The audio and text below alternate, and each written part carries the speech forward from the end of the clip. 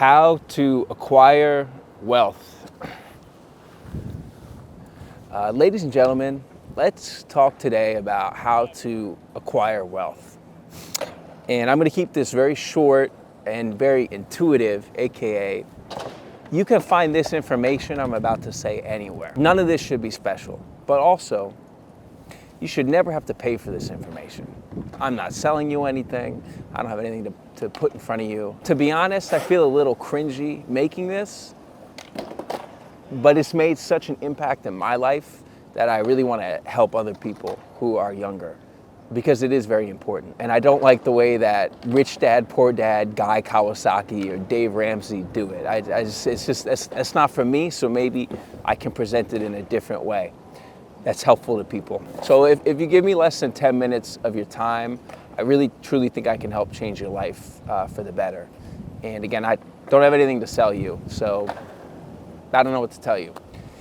It's just helped me a lot, and I want to help you. The first step to acquiring wealth, and if you want to be a billionaire, the quickest way to be a billionaire is to marry a billionaire's daughter. You gotta find her. I'm kidding. I wanted to start with a little jokey joke. I think the first thing to think about is acquiring wealth is very different from income, right?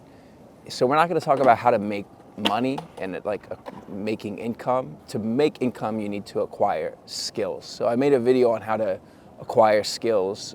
That's a good one to watch. But if you're kind of struggling with how to make income, I did it with like the white collar, the corporate world, but honestly, F that. You can just go into the trades now. Seriously, you can become an HVAC repair tech.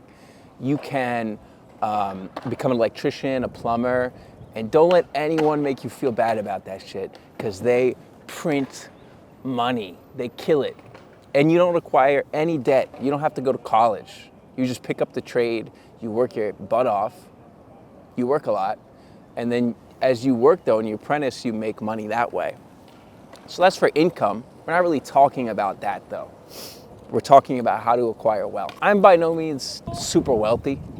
I'm not a fucking millionaire or anything like that, but I am doing well for myself, for my age bracket. Kind of exposing myself, right, by saying that. People like to tear people down, but I am trying to help people by saying this and just trying to tell people what I've learned as a 34-year-old. Avoid personal debt, first off.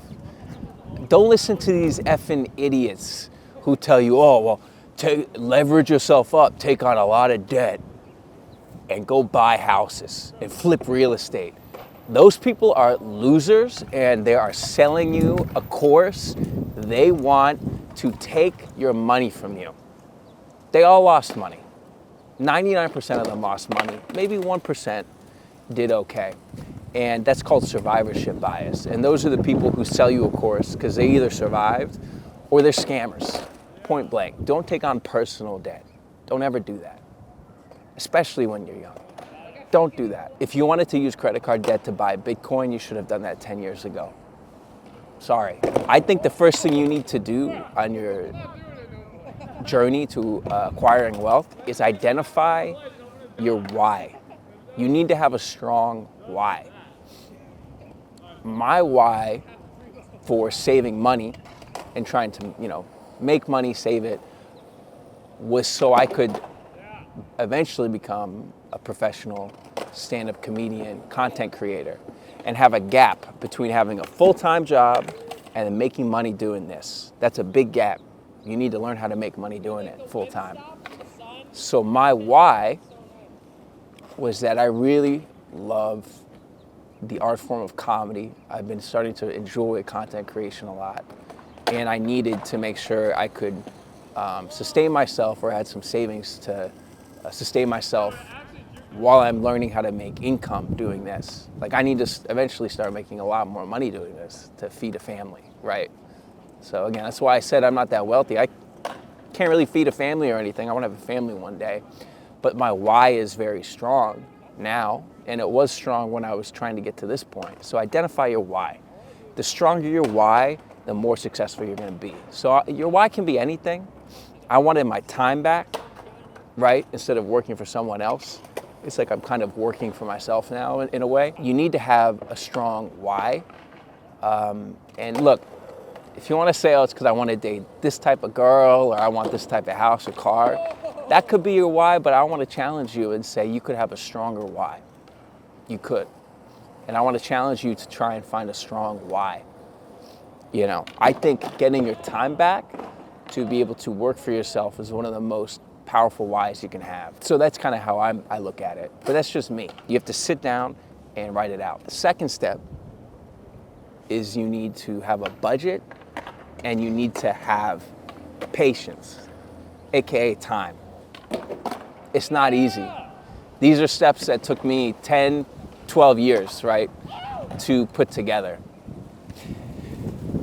And budgeting, it sounds sexy, right? Sexy Red, yeah, I love you, you my everything. Sexy Red's a hip hop artist. But having a budget and knowing how much you spend is very important. You know, for 10, 12 years of my life, whatever money I made, I would always put as much as I could. I'd max out my 401k, like my savings, my Roth savings. Even if you don't have those things, right, you can open them. Whatever money you make, 25% of it should go in savings. And you should never be able to take it out to spend on going out or dining or things like that. You need to take 25% of it and save it. And never touch it again. Pretend like it's not your money almost anymore. It's for future Steven, it's for future you. And that means you have to make sacrifices. As a 30-year-old, I still had roommates. Those are the sacrifices you have to make. And if your girl is saying, I think we should, live in our own place, or you don't take me out to this place, then she doesn't understand your vision.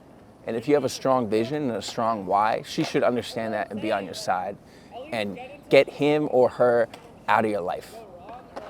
It's a good thing. You're avoiding that red flag. The third thing is you need to invest. Buy real estate. Don't do that. 99% of people don't have an edge there. But since we live in the world of capitalism, we have the stock market. S&P has gained 10% annually since its inception in 1957. Stock market's been along longer than that. But compounding is like the eighth wonder of the world, is what Warren Buffett talks about. So 10K, in 10 years it'll turn into 25K if you look at that. 20K, right, into 50K. And if you stack like 10K every year, right, that adds up to 250K on a rolling basis. And it's not sexy, but take, of that money you've saved, use the 80-20 rule. 80% of it, put in sound things like the index. Take 20% of it, put it into risky things. You should take some risk. And then the final step is just rinse and repeat. And you got to keep doing that. And it's not sexy, but it does work. And as I said, all of this stuff, it's very simple.